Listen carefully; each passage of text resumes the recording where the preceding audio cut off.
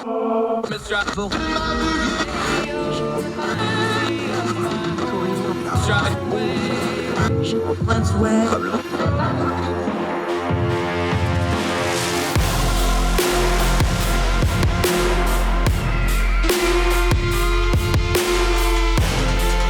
your host, Andrew Donaldson. This is Heard Tell. Welcome back to Heard Tell. All right, we're going to take a break from the news of the day and talk a little history. I love history, and one of our favorites to talk history with is Sarah Stook. She is over in the UK. She writes for the Mallard over yonder, and over here she writes at electionsdaily.com, elections-daily.com. Our friends, a lot of those folks show up on the show, and she's one of them. How you doing? I'm good. Thank you for having me on again. Oh, thrilled to have you. I love this topic because it's so fun. We debate education a lot in America lately, the last couple of years, but we don't talk about the education of our leaders. And you've wrote a whole piece on presidential education, especially their college education or lack thereof in quite a few cases here. What got you on this topic to start with? It's one of those things that just came into my head and I thought, you know what, that might be an interesting piece. Because like you said, we don't really talk a lot about it. I mean, I've never really heard Joe Biden's education ever really come up. Yeah, it was interesting because I don't know. It's almost like the more modern we've gotten, the less it's mattered. But part of the reasons the less it's mattered is because the recent string of presidents, there's a lot of sameness. There's a lot of Ivy League. There's a lot of higher education. Joe Biden's a little bit of an exception to that. But, you know, you had the Bushes. They're both the Yale, Obama, Ivy League, Bill Clinton, Rhodes Scholar, Ivy League. Is the sameness just kind of dulled it down to where we just take it for granted? Like, okay, the president's going to be some kind of Ivy League, highly educated person now? Well, I think it matters more now because that education is more accessible. Up until maybe, I'd say probably even the 50s or 60s, education was very much dominated by white men with pockets, you know, women's colleges, historically black universities. But now pretty much anybody can go to college or university. So I think people, you know, they don't see it as impressive because everybody can. And talk about that, because one thing that I've noticed when I do history with presidents is there's been a big change in presidents. You talk about it in the piece a little bit. You have people like Eisenhower and Grant, the military leaders. It used to be almost always, until really Bill Clinton, you had a president that at least had some kind of passing experience with the military. That's kind of passed away. Now it seems like you almost always have a pretty heavy or at least respectable education career as the basis of a political career. Most of them are lawyers of one stripe or another, or business people of one stripe or another. That's a big cultural shift in the leadership of your country, isn't it? I think it's, as the times go on, you know, I know it doesn't seem like it, but it's said that the world is safer than it ever has been. Obviously, if you watch the news, you think, how is that possible? But, you know, America, in its early days, it was battling with the British, with the French, with the Mexicans, with the Spanish, with everybody. People led troops. But nowadays, a president can sit behind a desk and talk to his Joint Chiefs. He has that sort of cushion, whereas people like George Washington had to fight on all fronts, both literally and metaphorically. He didn't have the safety and the support and the structure in old America, whereas America's got pretty much a solid military system now. Yeah, it's interesting talking to Sarah Stook, talking a little history. All right, let's start with the current inhabitants of the White House and one observation lane. The president and vice president, Joe Biden, Delaware and Syracuse. You had some comments about his academic record. And then Vice President Harris, you just mentioned it, women's colleges, historically black college. Howard has long been very important in black education in America through history. But talk about both of their education careers now, that since they're our sitting officers at the moment.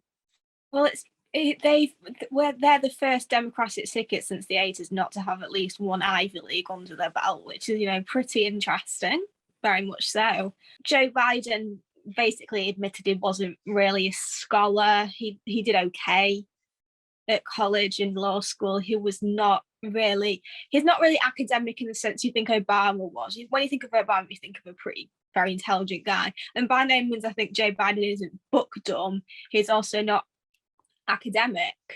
And Kamala Harris, obviously, like you said, you went to Howard. When you think of historic black colleges and universities, you do think of probably Howard, Spelman usually first. So I think that leans into a lot of her credentials, advocating for, you know, she plays herself, look, I'm an African American woman, and when you've gone to a HBCU, that really leans into her image a lot. Whether that was a conscious decision by her or she just thought that was the college for her.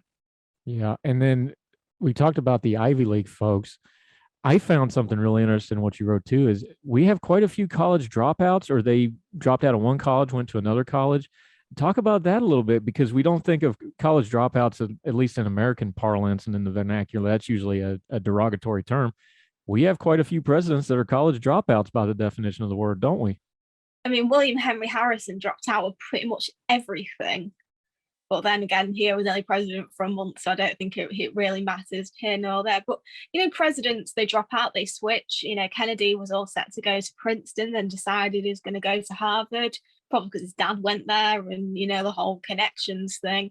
Yeah, some transferred, some weren't interested. LBJ dropped out of law school, though I don't think he particularly needed to, because he already had a pretty successful career. And for these men, I don't think it particularly mattered, because a lot of them were either wealthy or when you could get a law or medical degree without even going to college. So I don't think it really impacted them as much, because they could still get away with it, as it were. Yeah, talking to Sarah Stook, talking a little presidential education. All right, let's go all the way back to the beginning. The founding fathers, George Washington and these guys. We understand times were different then. There wasn't the university system like now there was, that came along a little bit later. They learned more of a type, I guess you would call it an apprentice system, where you would learn from somebody else and get your education. Just because they didn't go to college, though, the founding fathers, especially Washington, these were very, very what they would call well-read, well-educated men. It just wasn't the college education like we think of now. George Washington, he wasn't, when you think of the founding fathers, especially Thomas Jefferson, who was, very intellectually, absolutely a brilliant man, and those who spoke multiple languages, etc. George Washington, like you said, he wasn't a dumb guy. He wasn't unintelligent, but education was just never in his path. His father died when he was quite young. He had to take over the plantation. He got a sort of a planter's education, so where he may not have been interested in Aristotle and Socrates, but he had more of a practical education, and that is what he needed. He didn't need to be an academic to do what he did, and obviously it clearly worked out pretty well for him. So as long as he was, literate, so obviously not many people at that time were, he was still able to lead the country and lead the army how he did. Yeah, and the other part of Washington that doesn't get talked about was he was a brilliant businessman. By all accounts, he was probably one of, if not the richest men in America by the time he died. So obviously, whatever education he has with his own wits and cleverness, it clearly worked for him, because he was successful by any measure you want to put to George Washington. Yeah, he was. His wife Martha was also excellent at it. Obviously, at a time where women's education was very limited, she proved herself extremely well, especially after she was widowed for the first time. So clearly, he married a woman who he knew would be an equal partner to him, and I think that obviously again worked out very well for him. Talking to Sarah Stook. Okay, a fun thing that I think has passed through time, but something we should probably revisit with the mess our education system is, we have quite a few presidents who the whole of their formal education was apprenticeship. There was a time not too long ago, it's actually still on the books, although nobody does it anymore, that being a lawyer and studying the law was an apprenticeship thing. That got in the news with the Kim Kardashian stuff a year or two ago. It's still on the books. But we've had presidents, Van Buren, Fillmore, Lincoln, these guys all learned from an apprenticeship model that's archaic and we don't think about it anymore, but it was foundational to how they rose to the presidency. Exactly. Lincoln, Van Buren. Lincoln barely had a formal education as it was. Van Buren went to his local school, for example. They didn't have sort of amazing educational opportunities to other had, so they went the apprentice route. And they said Abraham Lincoln basically taught himself. He had a brilliant mind, and that probably got them into access to places in a university or college wouldn't. They're able to connect with people in their community, and once they start building up on a practical level, then that's how they get their education, and it worked. Again, you didn't need to be at Harvard or Yale. If you look at Andrew Jackson, who was, he was orphaned during the Revolutionary War. He went through absolute hell, nearly died. You don't need to have that academia behind you. And I think that's definitely more so back then. I think somebody who didn't go to college would probably not be president today. I could be completely wrong, but when you look at Ron DeSantis, who's leading the Republican pact, Harvard and Yale. You're not going to get somebody who didn't go. Yeah, true. Sarah Stook joining us. One more item on this that you touched on in the article is a lot of things have changed. Some things have not changed at all. The presidents who did not go to college mostly was because of things like poverty, like access to care. You talked about Washington. There was others that you listed about, their fathers died, so they had to forego college. And this thing, they had to go to work and then they go to college later on. Those are universal themes. It's the same reason people don't get education now, and it still applied to some of our presidents even way back then. Exactly. Like I said, Lincoln, his family was pretty poor. He was, if he could read and write, obviously he was a very clever man because he basically taught himself, but not every president is blessed to have been a George Washington or a Thomas Jefferson born into wealth. However, that's changed. If you look at Bill Clinton, his father died before he was born. They lived in dirt poor Arkansas, and he ended up going to Oxford, Yale, and Georgetown. Obviously, that's because of our current system, but maybe 100, 200 years before, Bill Clinton would not have gone into higher education. He would have probably been maybe an apprentice, but he would not have gone to Yale. Yeah. Clinton's an interesting study in and of himself. You ought to just do a whole study just on Bill Clinton. Talking to Sarah Stook, a little presidential history, education of the presidents, good topic to talk through. We come back with her. We're going to get into the Ivy League versus non-Ivy League and the future of presidential education. More with Sarah Stook on Heard Tell right after this.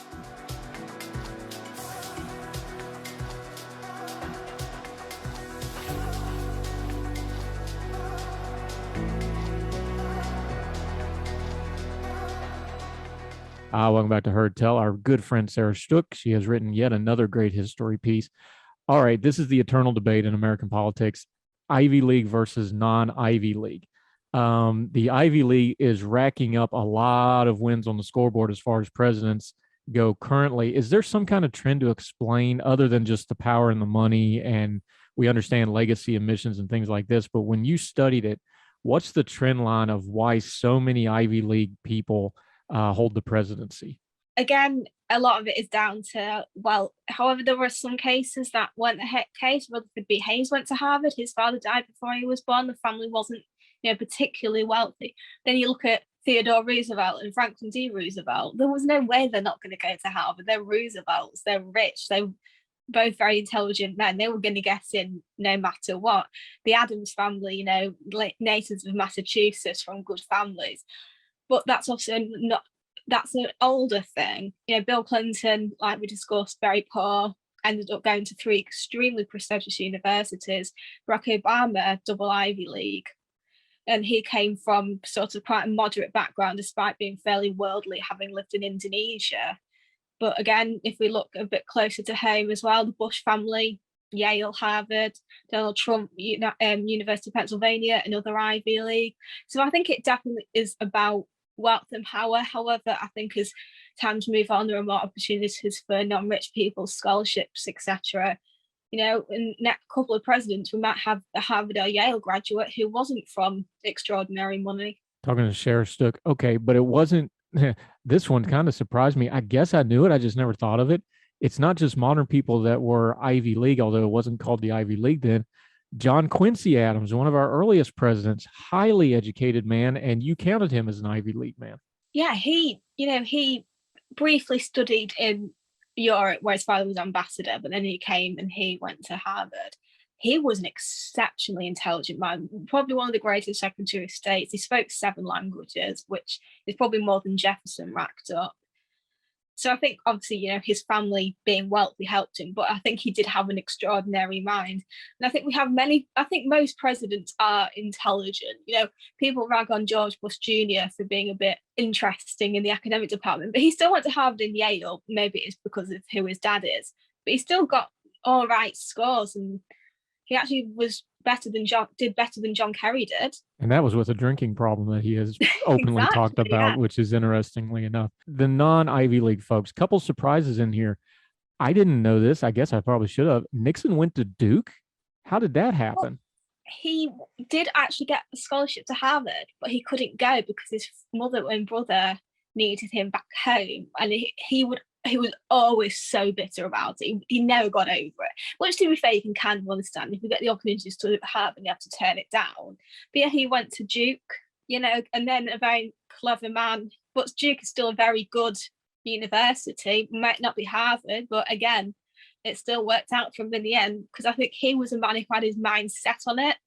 And I think, for all his flaws, Nixon was a very determined man. And I think he was actually extremely intelligent. There's a clip going around him talking about Russia, which proved to be very correct. Yeah. Another one, this is probably one that people would get wrong if you asked them as a trivia question, because Thomas Jefferson is so ingrained into the history and lore of the University of Virginia, but he actually went to William and Mary. Yes, he did find University of Virginia, so, he couldn't have gone if he hadn't have founded it before his own teen years. Yes, he went to William and Mary, which is still a very prominent college and university in Virginia. So, but again, Jefferson was an extremely brilliant mind from a wealthy family. So again, he could have got away with going to an Ivy League or not going anywhere at all. Talking to Sarah Stook, our friend who does these great history pieces talking about presidential education and college. Okay, let's project a little bit. You actually kind of did a rundown of some potential presidential candidates in the future. There's a whole lot of Ivy League on that list, isn't there? Yeah, I still think there's so much power when, Ron DeSantis is leading the pack for the Republican front, if you don't count Donald Trump. People sort of think he's a bit of an outsider, but he's a double Ivy League. So he's clearly not stupid, and he's clearly a very educated man. But, there's hack of Harvard and Yale's, then you've got some non-Ivy Leagues, like Nikki Haley went to Clemson in South Carolina. It just sort of depends on whether you think of them as a particularly academic person. That's not to say, if you don't go to an Ivy League, you're stupid. But we do tend to associate the Ivies with academia and wealth as well. Right. And this is a bipartisan thing. We talked about the Republicans. You list the Democrats, some of the named folks going on. Pete Buttigieg, who's currently transportation secretary, Harvard, and a little place called Oxford. I'm assuming that's a nice college somewhere. I'm kidding. My daughter did an overseas program there. I know how prestigious it is. Amy Klobuchar, Yale and University of Chicago, which is a very well-respected school. Julian Castro, Stanford and Harvard. An interesting name on this list, though, for the Democratic Party. I found this really interesting. Stacey Abrams, who's running for governor of Georgia again, going to be a tough candidate. Spielman, Texas, Austin, and Yale. That's an interesting combination. Yeah, I did look at. My main logic here was just to look at sort of the betting and see who's highest, because obviously you don't know who it's going to be next time. Thought I'll put her on the list, and I was genuinely surprised. I didn't think of her as particularly unintelligent, but I just thought, wow, really? I'm saying I didn't expect Yale in there, but good for her, I guess. Talking to Sarah Stook about presidential and potential presidential. All right, here's another one. This is kind of like Jefferson. If you ask a quiz question, you probably get it wrong. Elizabeth Warren, Senator Elizabeth Warren, Massachusetts. She is so well known for being at Harvard. She taught there. She was the dean there for years and years and years. Had students like Ted Cruz underneath her. A lot of interesting cross matches there. But she actually went to Houston and Rutgers, which is, of course, the State College of New Jersey, of all places. Again, what if you think about when Elizabeth Warren was young, would she have necessarily had those opportunities to go to Ivy Leagues? When would it have been, like the 60s, 70s? You wouldn't probably have had women really go. Columbia didn't accept women until 1982. So, she probably could have gone, but Rutgers, again, very respected university. But I think that actually plays well to it, because I think she does give off kind of that establishment vibe as much as she tries not to. So I think that actually would play in her favor, personally. Yeah, talking to Sarah Stook. Okay, the elephant in the room. Have we seen the last non-college U.S. president? I would think so. Yeah. A lot of Americans don't go to college, and I think it's a society that is actually a lot more of accepting than others. But it's the pathway. It's not necessarily that people maybe wouldn't vote for them, but you get so much more opportunities by going to, especially, Harvard and Yale, you're connecting with people. If you look at the roommates, Al Gore was roommates with Tommy Lee Jones. Really random combinations. You're going to have those connections, meet those people, and that's how you're going to get to the top. Is it fair? I wouldn't say necessarily so. I think, you don't have to go to university or college to make something of yourself, you can still drop out and be absolutely fine. Yeah, talking to Sarah Stook. All right, one other education trend, and this wasn't in your article, but I'll throw it out at you. The other path besides just education has always been the law and lawyers. Do you see any trend with presidents that have been or were lawyers moving up, as opposed to, it seems like we have kind of a trend going of they studied other things beside the law, business, government administration, these sorts of things. They're still getting those Ivy League educations, just maybe not necessarily in the law. Yeah, I mean, law's probably quite a good one because you probably have to have a fair knowledge of it to get into politics. You know, obviously you can say, depending on your political affiliation, you think, how the heck did these people get into it?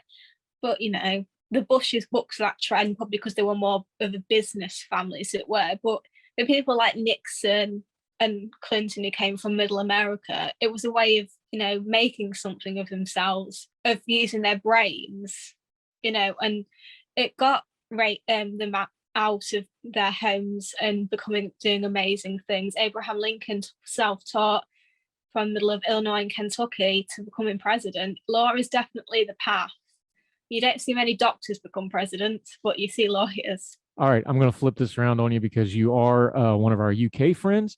That accent ain't just for show. You actually are from over yonder. So let's talk Boris Johnson for a second, because for all his mannerisms and the jokes and the memes and the hair and the goofiness and the scandals and all that stuff, he had a very traditional education path to the prime ministership. It's a different system, but when you look at his resume, you have Eton and you have Oxford. There's also a pretty well-hewn path to the what do you call it, the premiership, I guess, in England. They have kind of the same problem here. You kind of got to get in that rut of higher education to get to the top, don't you? I think, yeah, there's definitely more of a class system in here by, you know, quite a long shot. It's incredible. I mean, Oxford's older than the Aztec Empire. You know, these things are entrenched in our system. I don't know anybody who's gone to Oxford or Cambridge apart from maybe one person I met once. So yeah, Boris Johnson, he plays buffoon, but he quotes Greek and Latin like it's nothing. Eton, it's what you expect from a boy of his generation. And well, Oxford, David Cameron, Oxford, Theresa May, Oxford, Blair and Brown both went to Edinburgh, so they sort of bucked the trend slightly. But, you know, Margaret Thatcher went there when women didn't really do that. You know, Churchill, it's just how it is. You're not going to get too many. Even John Major, who came from Council State, he still went to an Oxbridge. So, yeah, it's definitely more of a thing here. Keir Starmer, you know, very clever. He went to a good university. When you look at who the favourites are, you know, Rishi Sunak, our Chancellor, he studied at Stanford, I believe, as well as Oxford or Cambridge. So yeah, definitely here more of a class system, but it's kind of easier for us to vote people in because it's via party membership. So the people will vote on it. So whereas you guys, you have your primary systems, etc., it's much more of a membership system here. So we could a lot easier vote in somebody who didn't go to Oxford or Cambridge, but unfortunately the top people, especially within the Conservative Party, went to Oxford and Cambridge. Yeah, talking to Sarah Stook. Okay.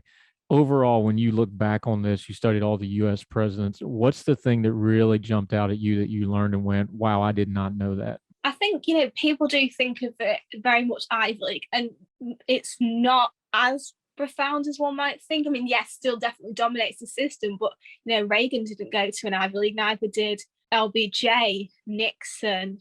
A lot of them maybe went to West Point or the Naval Academy. It's not as pronounced as one might expect. I think that's definitely, we're going to probably see more non-Harvard, Yale, etc. in the future.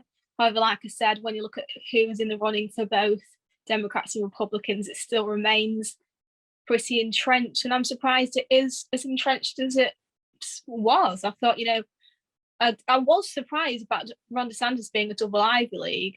Again, didn't think he was like not intelligent by any means, but I'm just surprised because he portrayed himself as an outsider, but went to the two most elite universities in America. Sarah Stook, I got to ask you to close this because it was just too funny the way you wrote it and the verbiage you used. Tell us about Kennedy's entrance essay to Harvard. Oh, I love this so much. They also, John F. Kennedy went was a very elite family, and even though they were Catholics, which was a bit, taboo at the time, Summers and Hyannis Port, New York, Massachusetts, whatever, he basically wrote his admission and went, I'm rich, my dad went there, I want to be a Harvard man, and got in. So, clearly standards were pretty lax, and I'm pretty sure this trended on Twitter a while ago. I don't think that would fly today. I mean, you could maybe offer to buy a new library, but I don't think Bill Gates' kid could write and say, yeah, my dad's rich. And that is also the beginning of the theories on who really wrote Profiles in Courage, but we'll leave that for another day and time. Sarah Stook, you always do great. We love talking these little history things to bring some perspective and take a break from the world.